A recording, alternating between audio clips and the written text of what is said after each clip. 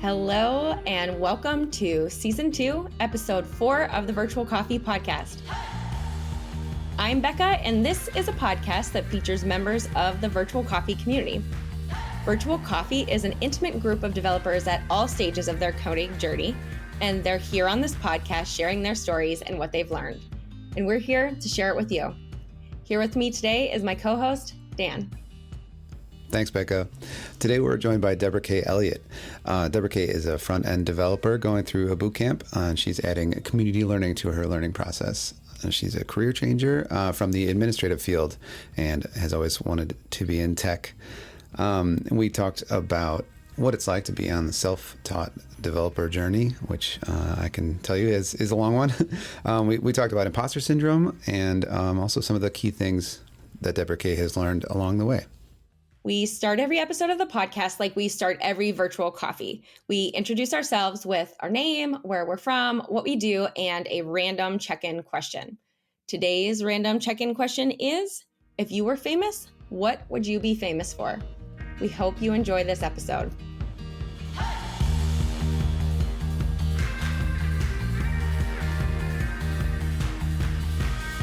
Hey, I'm Becca. I'm a front-end developer from a small town in Ohio. And if I could be famous for anything, I think I approach this in two ways. One, what might be possible, or two, anything. So I really like the superhero, The Flash. And so I would like to be famous for being The Flash. And the Flash specifically, or just very, very fast? I don't know. I think I would like to be Barry Allen. He's cool. All right.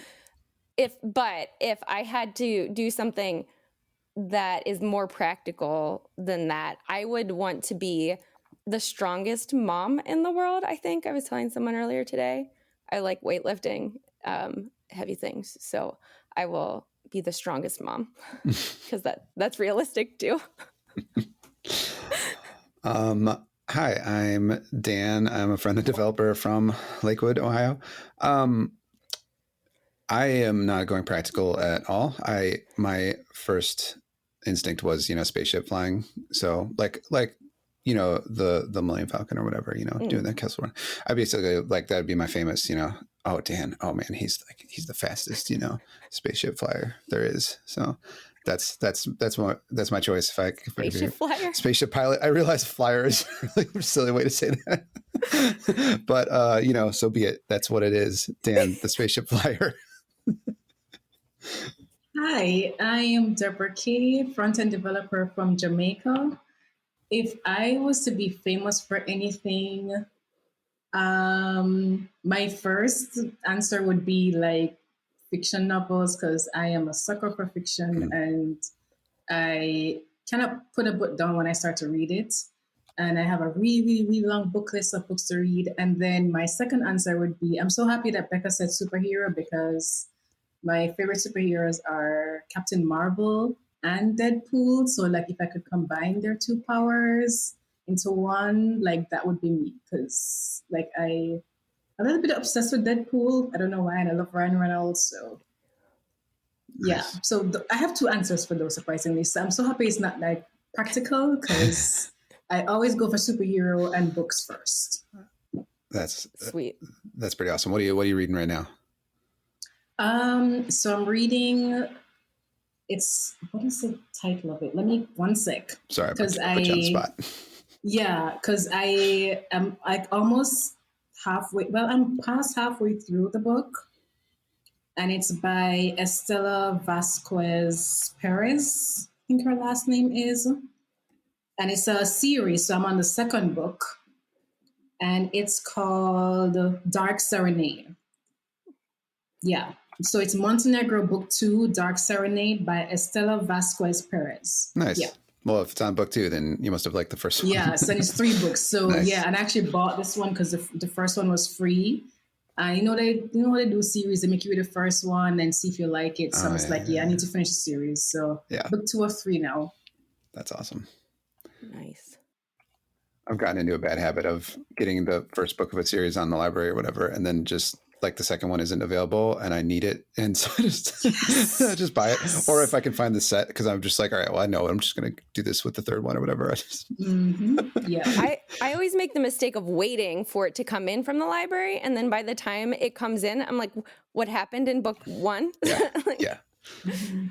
Like what I've been trying to do now is if I see that the book is a series, I have to like decide, okay, am I either going to read through the entire series before I take up any other book, or leave that until like the very end? Because if I start a series, I don't want to be like, okay, read book one, then start something else and then forgot what happened in that book one, then have to read it over. So yeah. Totally. It's a good strategy. All right, Debra-Kaye, we are super happy to have you here with us today. And we always like to get started with what brought a person to this place in their life. So if you want to give us the Debra-Kaye origin story, we would love to hear it. Oh, I could talk about this all day, kind of. I won't. So I actually studied information technology. I did my degree in information technology like about 7 years ago, 8 years ago. Because I always liked tech, I always liked the web. I taught myself to use a computer when I was like 16, but just didn't really have any sense of direction and didn't know web development was a thing. So just didn't really know how to get into the field. So I studied IT, did a degree, and just never got a job in it because I just wasn't able to. And there was no guidance, no anything. And where I'm from in Jamaica, it's mostly always system admins, network admins. And I dislike hardware. I do not like hardware, but I'll play with software all day. Yeah. So I just didn't know what to do, how to get in it. And it always seemed like programming was this rocket science thing that only certain people could do. So I was like, okay, don't know what to do. So, and I discovered I like design too. So I did like a couple of courses in graphic design. And then I was like, okay, I'll go do that. But then after like a year, I was like, I don't really like it as much. I like it, but not as much as I did. And then in 2019, I was like, wait, I decided to be active on Twitter again because I had an account, but just didn't do anything with it. And then I kept seeing people talk about this thing. And I was like, wait, this is a thing? And then I got the courage to DM somebody and ask them, like, how do you go about this? What is it? And they're like, what do you like? And I was like, I like design. And like, okay, you could do UX UI. And I was like, okay. Then I went down a rabbit hole of research for months and months and months. And that's when I started to realize, like, oh, web development is a thing. People actually do this and it can be done. I don't have to go back to university for it. Okay, how do I do this? So I went down the rabbit hole and bookmarked all the courses and enrolled in lots of things that I, to this day, haven't gotten back to. But when I actually started to realize that there was actually a way, a path to actually do it, I was like, okay, yeah, this is it. This is it. So I just need to figure out how to do it, but this is it. This is what I've been searching for. And when I also realized I don't have to know every single thing, and there are certain things that you should know, but then there are other paths in tech that you really don't need to get into. I was like, okay, I can do this. So I'm probably going to need some help, but it can be done. So that's a long-winded way of over a course of several years. Yeah. I think that's so great. And I think that so many of us, like, I know I've been down that rabbit hole a number of times, right? And there is so much out there to try and figure out, like, everybody will say, like, well, what do you like doing? And sometimes you don't even know what you like doing because you don't know what's available. And I think sometimes it's more than one thing too. Yeah, for sure. Yeah. And figuring out how those work together. I think it's really great that you DM somebody and ask for help, because I think that can be a struggle just to get to that place, and to know that, you know, you were willing to put yourself out there is such a great first step. Yeah. And funny thing too, when the person that I DM'd is this guy that I have been following for a while on Twitter, but I think he's a Ruby on Rails developer, if I'm not mistaken. And he has been doing it for like over 10 years because he like taught himself. And I sent him this long message and I was like, you know what? He'll never see this and he'll never respond. And he actually responded. I was like, oh my God. Mm-hmm. And he's like, yeah, you can do this. Just like, look into this avenue since you like design. And I was like, oh my God, somebody responded. And from him telling me that you can do it, and he was also self-taught, I was like, oh my God, it's actually a thing. Like there's actually some kind of path here, some kind of avenue. There's a way to actually get into this field, because I always wanted to be in tech, but I just never got the opportunity to. And to actually, for someone to actually, who's been doing it for a while and encouraging people to get into tech and tell you that, hey, it can be done. There's actually a way. You just need to figure out what way works for you, but it can be done. So that was like really cool. I love that. I was wondering, like, how you said find out which ways work for you. So what have you found to be the most like personally useful, tools to learn? Are there courses or tutorials or what kind of strategies have you been using? I have been, I won't say, I know there's tutorial hell. I'm not in tutorial hell, but when I started, I was enrolling in every free course that I could find. Because, there's a Treehouse and there's Udemy and there's everything. So I have like a bookmark folder full of courses that I could sign up for. And then I signed up for a bunch of Udemy courses, never took them, but like I signed up for them. And then I have bought like 1 or 2 Udemy courses, like recommended ones. And I still haven't gotten to those that I bought yet. And then I started Free Code Camp. And then I'm currently doing Frontend Masters. And then I was like kind of trying to do 2, 3 at the same time. And it took me like 4 months to realize that, okay, one of them is not sticking with the information. I just wasn't understanding. And I had to be like, okay, trying to juggle too many courses at the same time.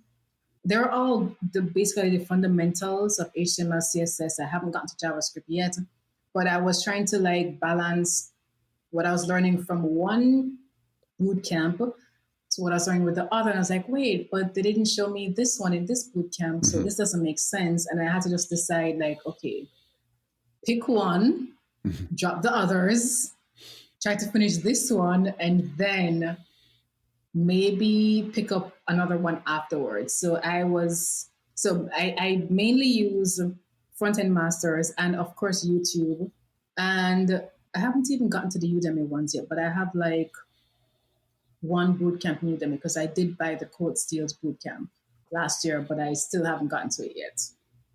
So main sources, Frontend Masters, Free Code Camp, yeah, for some little things like pieces of code that I know that I understood better than. And Udemy and YouTube, Frontend Masters, yeah. Those are the main ones.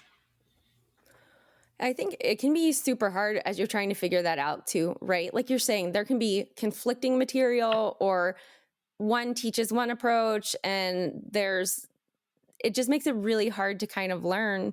But also if you can find something that's good, I was doing a boot camp before I went to Flatiron that I just dreaded opening up every morning because the material was just so hard for me. It was a lot of videos and I struggle with videos, and they just kept trying to make jokes in the videos. And I was so frustrated with it.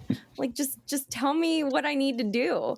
And then just deciding I'm not doing this. It's not worth it. If it's going to make me frustrated and hate what I'm doing, then I need to find something better and that works for me. And so I think that sometimes exactly what you did is a good path. Like, look at these things and then kind of figure out what you need to focus on. Yeah. And the funny thing is, like, I was doing, and granted, Free Code Camp is a great resource. Like, that's the first thing I tell everybody to go to. And like for the first like couple sections, I was like, okay, yeah, I understand this. But I got like halfway through CSS and I was like, I don't know what I'm doing.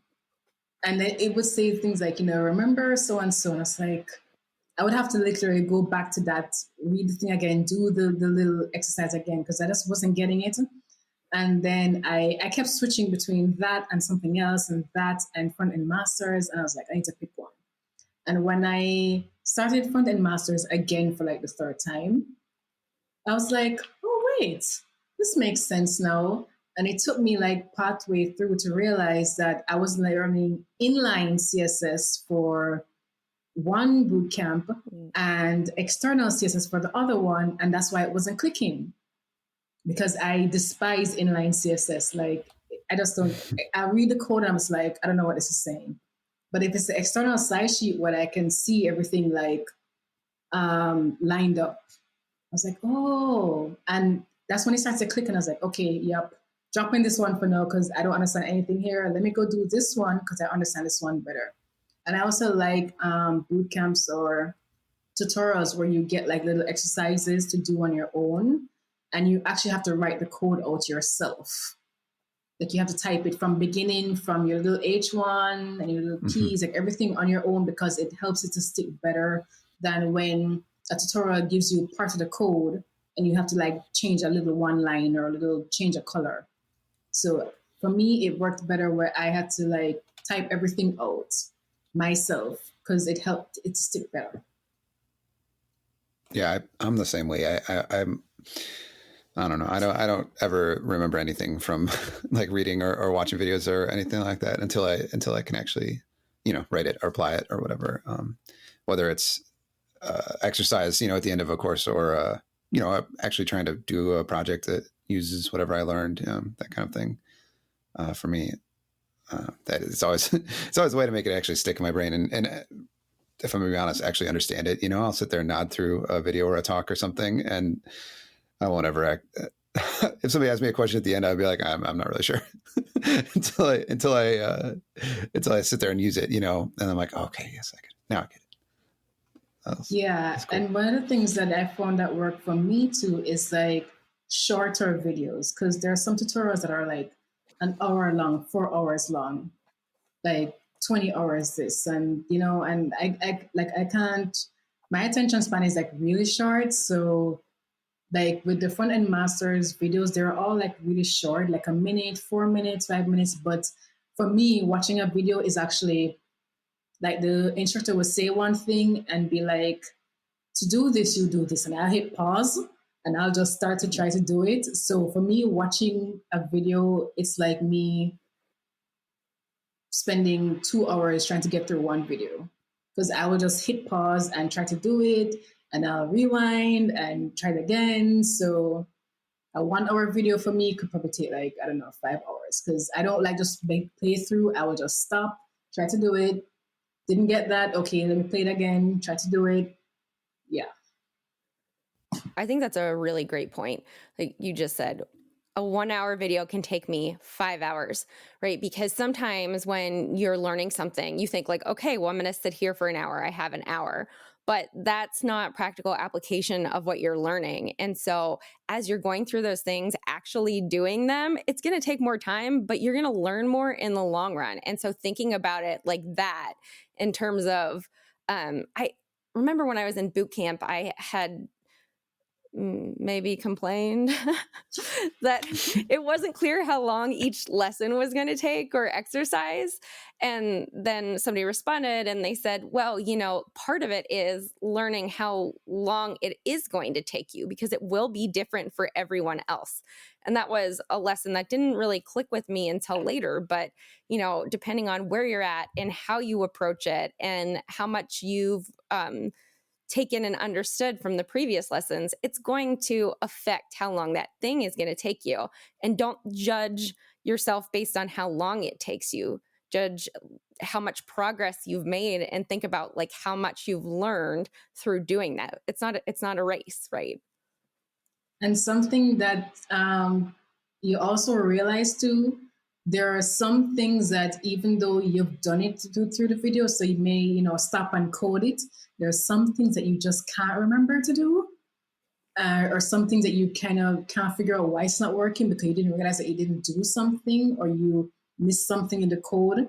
And then there are other things that you have to think about. You just type it because it's just there in your brain, and some things just don't stick. Yeah. Yeah. And that's like part of learning how to code, right? And trying to do that while you're watching it in the middle of an hour-long, video, seems challenging at best.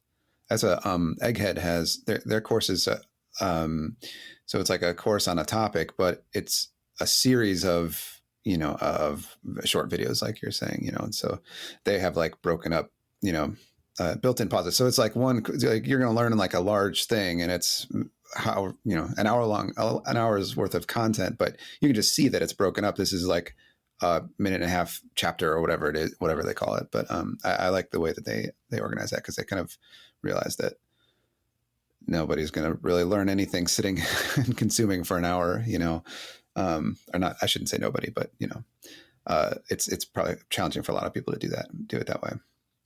And then some things you will still have to Google. Oh yeah, because some things you just can't remember.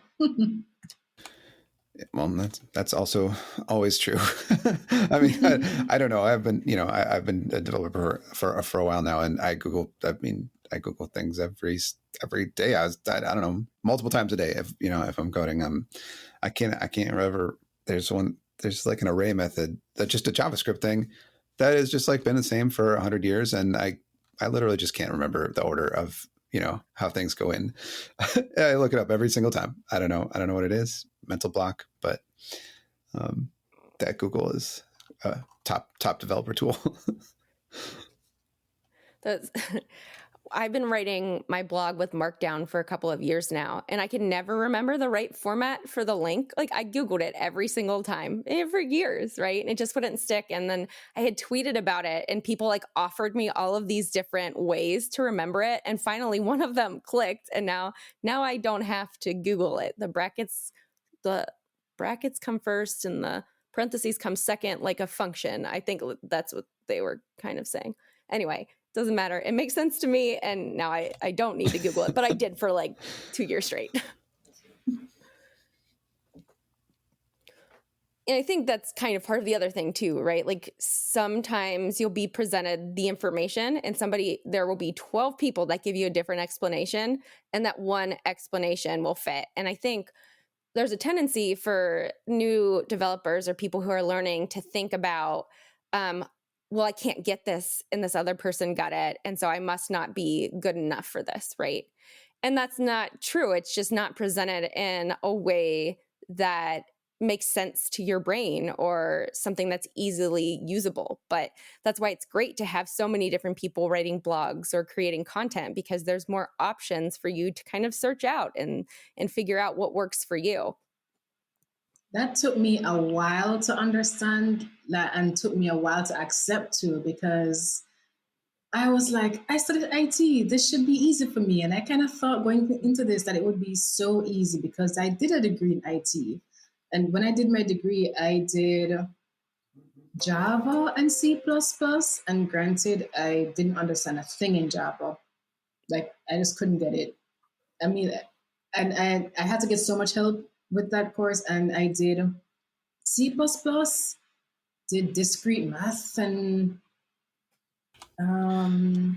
what's the other thing called? I can't even remember the name of the other course. And I was like, okay, I managed to get through those, granted a lot of help, because it wasn't clicking. And my instructor, she loved programming. Like, she's like a hardcore programmer. She's like, you should do this, and you should go do your master's now. And I was like, no. But it just wasn't clicking. And when I found out about web development, I was like, okay, this should be easy for me to be able to catch on, because I studied IT and I tinker in IT all the time, but it just wasn't clicking. And I kind of started to feel like maybe it's me. And especially when you see so many other developers out there who've been doing this for 5 years, 10 years, 20 years, and they make everything sound so easy, you start to feel like, okay, maybe you're not cut out for it. Maybe this is not for you.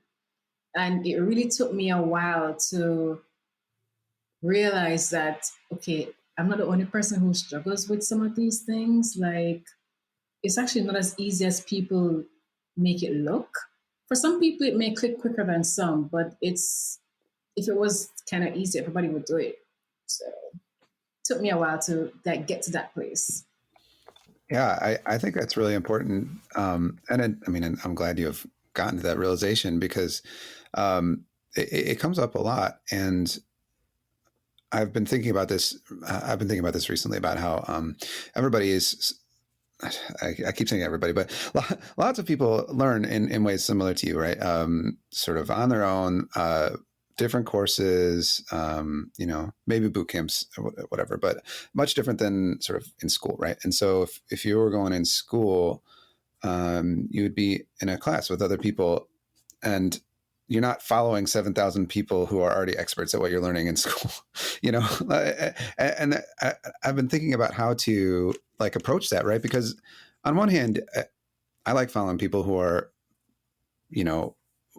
domain experts in whatever it is I want to learn about. But at the same time, that sort of pressure, external pressure, and it's not even those anybody's fault, right? But once you know something, you probably like to talk about it, right? But coming from when you don't know it, it's just like you were saying. It can seem like they make it seem easy, and how to approach that learning process when you're starting out. How to avoid falling into that trap, of following all these people because you're like, okay, top developers to follow, follow all these different Twitter accounts or whatever it is, blog posts. And meanwhile, there's thousands and thousands of people in the exact same boat, struggling and, trying to push through everything and trying to figure out what to learn next. And they are not on all the top developers to follow lists, you know what I mean? It's, I don't know, it's an interesting problem. And I mean, I don't have any solutions or anything, but it's an interesting problem to think about. And you're not lots of people we talk to here at Virtual Coffee on the podcast or in, Virtual Coffee proper, I guess, are in the same boat, and then have the same sort of realizations, that it's a struggle. It's hard to learn. And it's hard to learn anything new. And I don't know.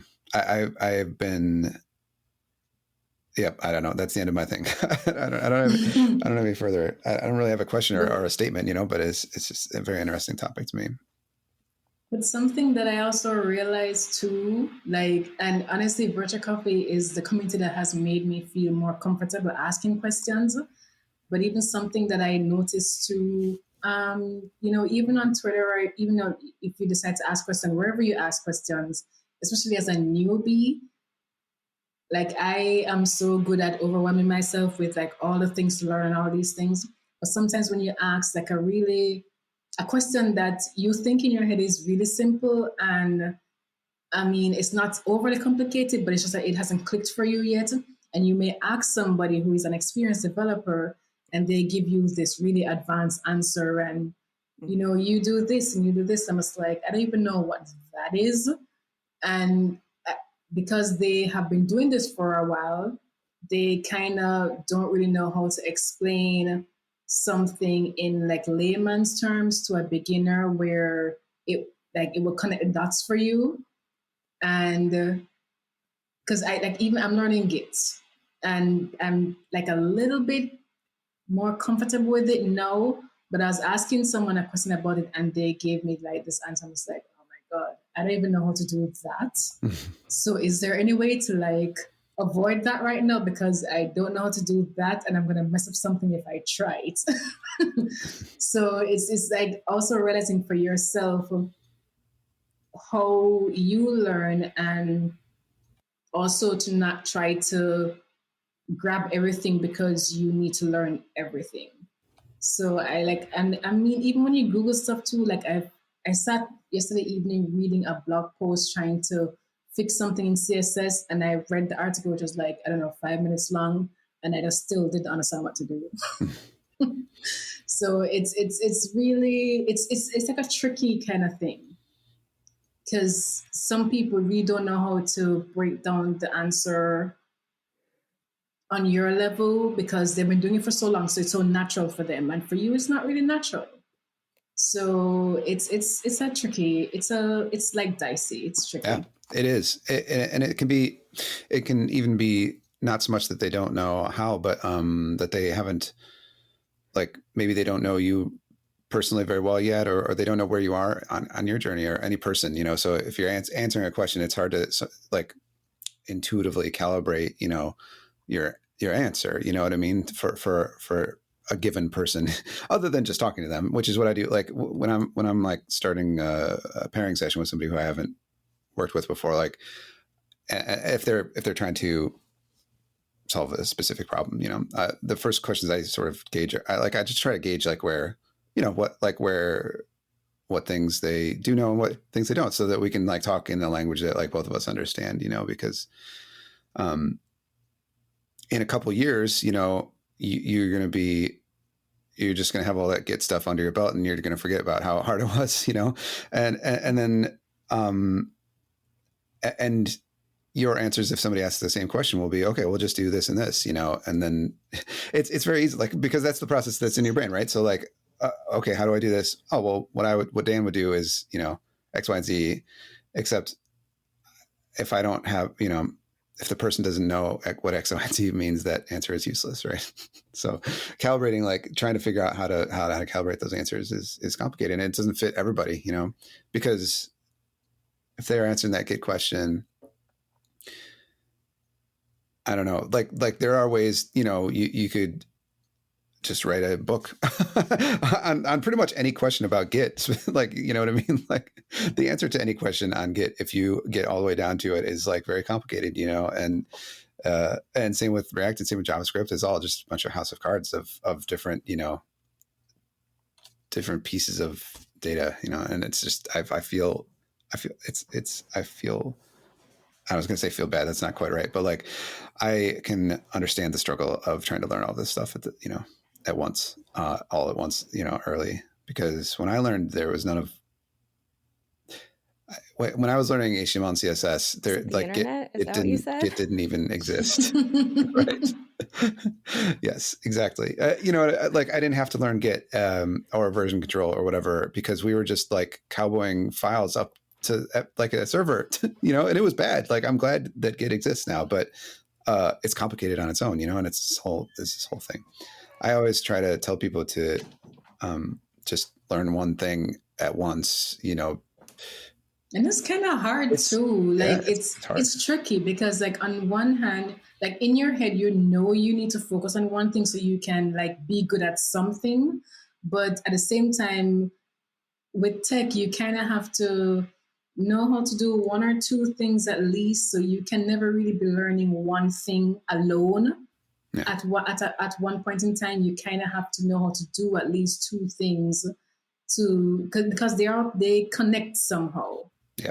So it's kind of hard to just focus on one thing. So and that's why people will get trapped in the whole learning 2-3 different languages at the same time. Like I'm not even trying to learn frameworks yet, because like I want to get really good at JavaScript, because like the advice that I keep getting is, if you get good at JavaScript or you can handle yourself with it, then everything else will come a little bit easier. So I'm not really worried about frameworks.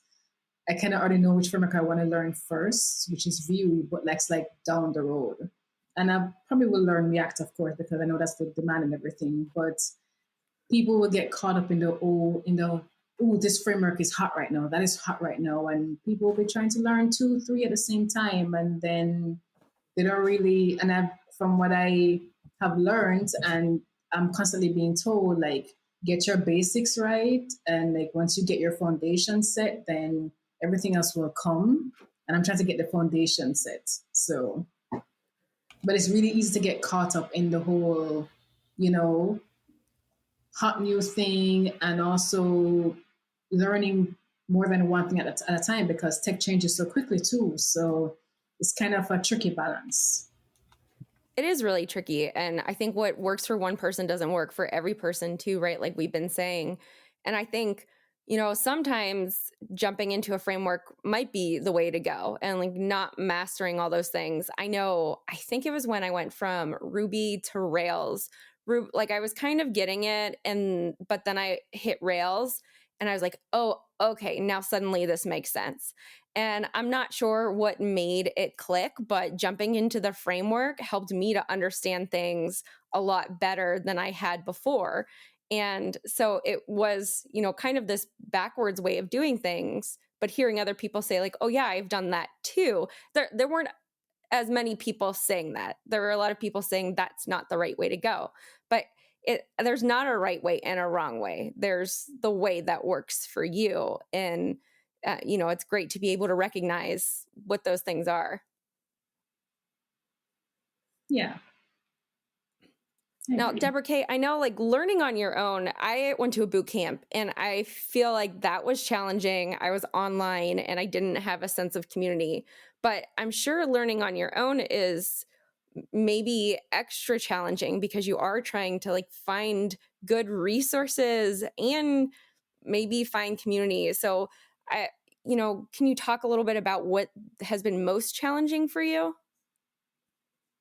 Yeah, so I have been like trying to learn on my own. Well, this year would make it 2 years, but before I found virtual coffee, I had started to like do a little rabbit hole research, but I was just like trying to look at too many things at once, and I never had anyone that I could ask questions, and I was just struggling because I was going through one free boot camp, and I was even trying to do the 100 days of code thing. And if I missed a day, I would just be like, okay, I messed up. I'm going to start over because I wasn't really like consistent and I wasn't really focused. And I had nobody to talk to about what I was struggling with. So it was just difficult. So I would start and stop and start and stop. And if I did good for a week and I missed 2 days because I just was too burnt out to do it, I was just like, okay, I'm going to start over now because I kind of messed it up and I had nobody to keep me accountable. And I just couldn't ask the questions. I would be like going through the boot camp, didn't understand what I was doing and had nobody to ask, and felt like, okay, it's not for me because it's not clicking. Why is it not clicking? And I'd get frustrated, and the frustration would just cause me to be like, okay, it's not working. And then when I would see like someone tweet like, hey, I'm struggling with this, and I'm like, okay, it's not me alone. So maybe I should try again. And then I would try again and get frustrated at some point and stop again. So I was really like actually actively looking for a community that I felt comfortable in. And when I finally found virtual coffee, and I was like, oh my God, this is it. But it really took me a while because studying on your own, like on one hand, self-paced boot camps are great, but if you have no one who is in it with you and you have no one to ask questions or be like, hey, I'm not getting this. Is it me? And for someone to tell you that it's not you, it's actually normal to struggle through this process. And it's like a long journey. Like I have no problem with learning forever because I am a constant learner. So I have no problem learning forever. Like that's my thing. But when you know that there are people who are also struggling and can help you to get through those rough patches and encourage you like, hey, it's not you. You're going to get it. It's okay to not get it today, but you will get it. Don't worry about it.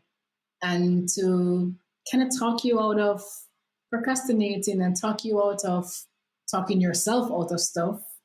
That's a great thing. It took me a while to find that space, but that was me. Like I was just like up and down, start today, stop next week, frustrated. Okay, I have no one to talk to about it and no one to tell me, hey, it's not really you, it's normal and you won't get it in a month, you won't get it in a day.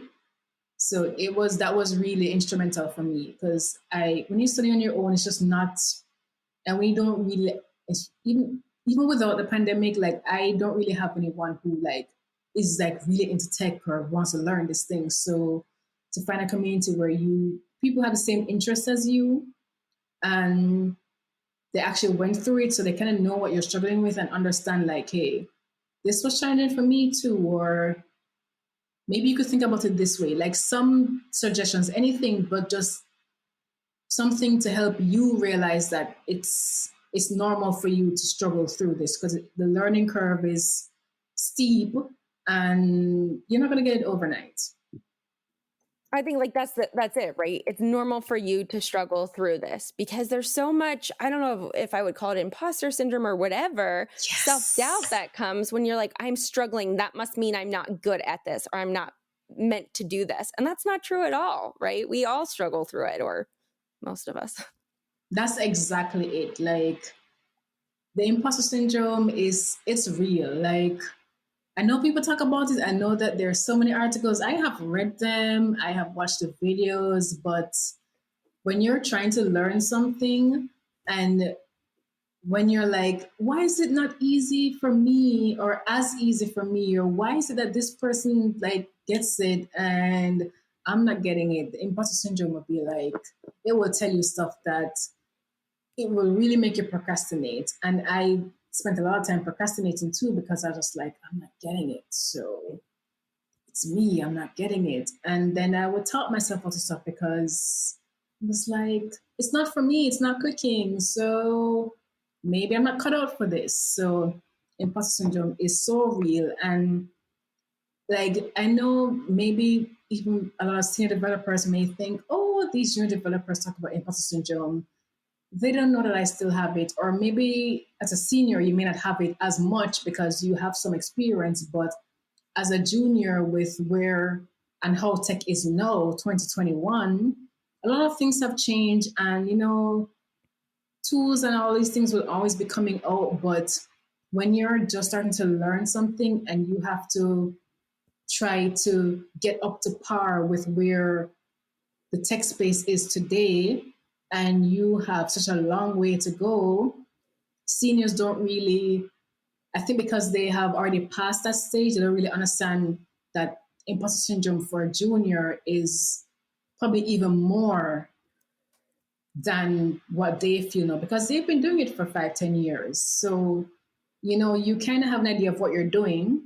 You know, you don't know everything, but you kind of know what you're doing to a point. But a junior who has no clue what they're doing has like 1,000 times the imposter syndrome because we don't know what we're doing. I think that senior devs are just better at hiding their imposter syndrome. And like over the last year, I have been surprised at so many of our members who I would have expected to be super confident in things say that they're nervous about doing it or they don't know if they're good enough to be doing this thing. And that was so eye-opening for me because I thought like, wow, you know, they're here, they're doing great. They've had this amazing career. But it was just like this hidden thing where I think people on this journey were, a lot of us are openly talking about it, which is great. And I think that should happen more.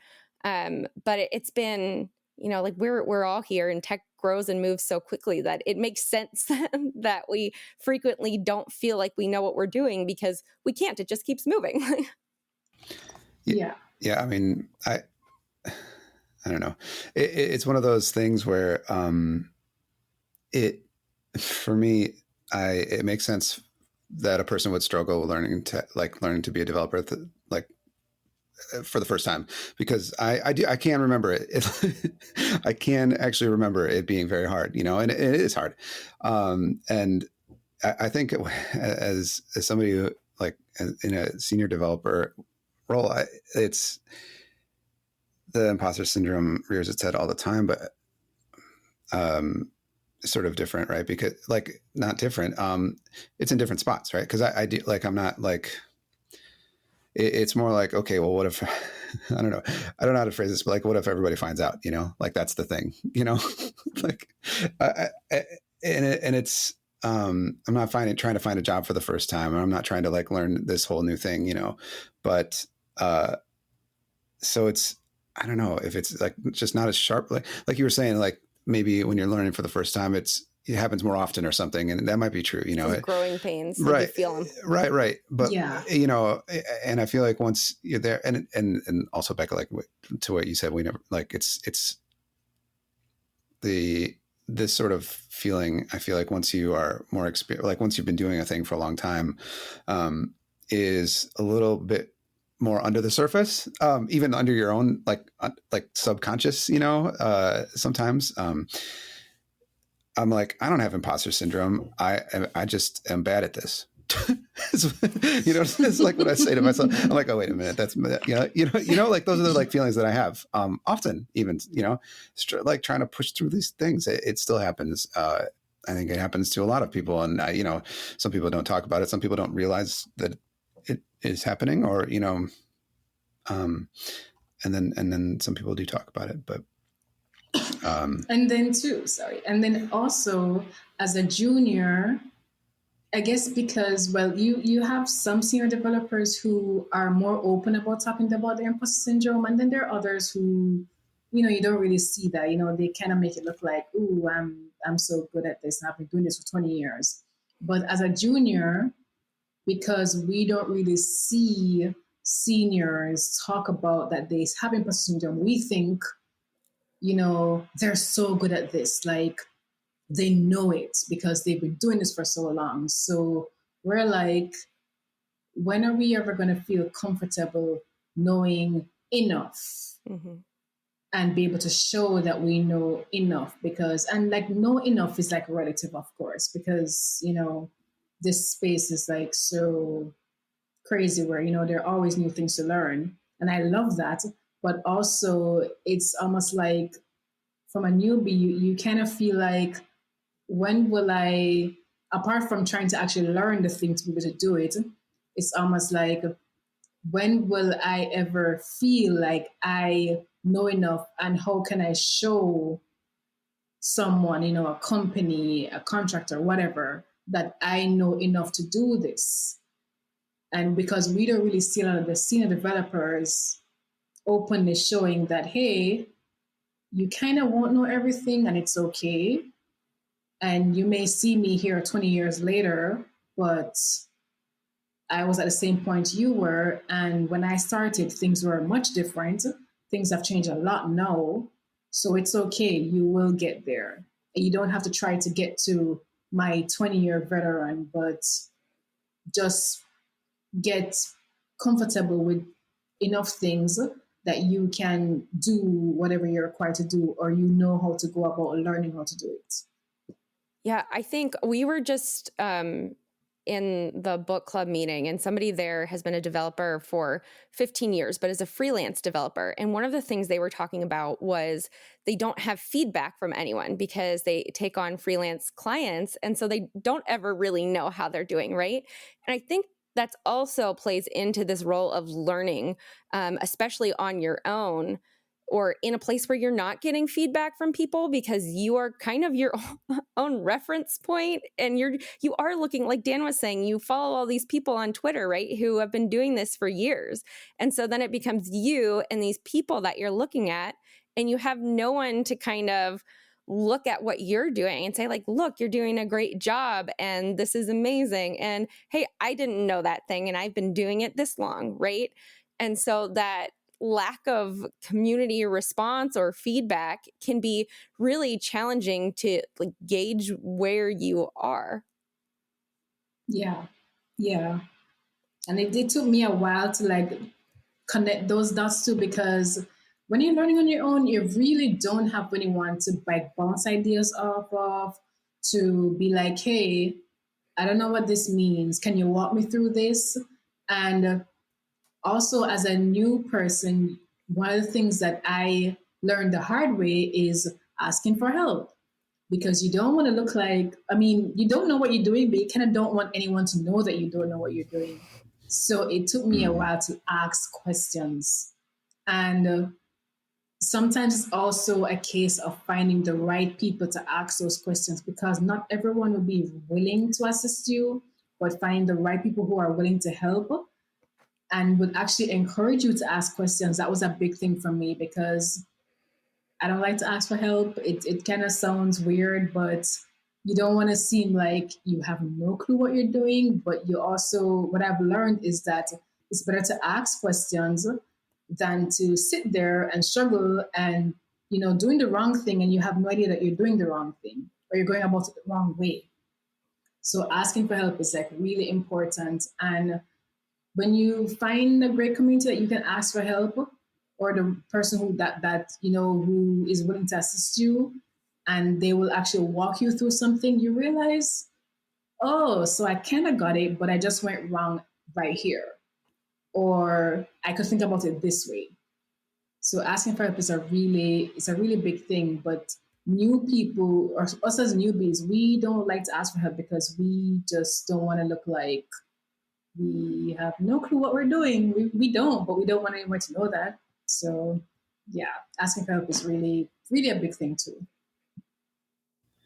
Yeah, I mean, I don't really have anything to add other than I love that advice. I think it's great advice. I think asking questions is important, and I think it's important for everybody at every level, but just like you're saying, you were saying you didn't want to, I don't know, appear like you didn't know anything or whatever. But the fact that you're working on anything, have a question to ask even, is evidence enough that you do know things, you know what I mean? And I don't know, it's possible to struggle through everything all by yourself. It is possible, but it's much easier with people. And that's not even just like learning how to be a dev or whatever, any problem that you're struggling with, is at some point going to be better if you can get somebody else to like look at it, or, talk through your mental process or whatever it is. Asking questions is just I don't know, such a useful tool, and an important thing to keep in mind. Yeah, I think to go along with that, you called it a useful tool. And I think that's a good way to frame it too, right? Because it is something that we need to develop, and it's something that we need to use often. And I think if you could learn that while you're learning, it's so important, because it took me a lot longer to learn about asking questions and when to ask questions for a lot of reasons you said, Debra-Kaye. I was like working, but I didn't want anybody to think I didn't know what I was doing. And so then I just I don't know, I was trying to, carve a mountain, and no, that I was just going to go and do this analogy, and it's just not going to work. So the point is, ask questions early. Now I want to know what it was. No. I could see the image in my head too of like where it was going and how it would play out. It looked cool, but doesn't translate. I don't know. There's a podcast I listen to that they've built up this very complicated metaphor for like brain processes, and like it's complicated, and they built it up in like the first couple episodes, and then they just use it the rest of the time. And so they're like referring to these weird things, and like I think if you jump in the middle of, like, if you just listen to the most recent podcast episode, you'll have no idea what they're talking about. But I don't know. That's what I was trying to avoid, exactly, because right. I knew that it was just catch on. That, yeah. Oh man. But, okay, so we're like, I'm just like trying to see what we have. We're just about at time, so I just want to know before, I don't want to wrap up, if there's something else that you want to talk about. So if there's anything else that you want to cover, we can go ahead. No, I mean, I just want to say that I encourage people to, me encouraging someone to ask questions and to not be afraid to put yourself out there. That took me a long time to get comfortable doing that. I'm still working on it, but you have to get to a point where you're willing to take a little tiny step and ask a question and ask for help and share something that you think you don't know, but could actually help someone else.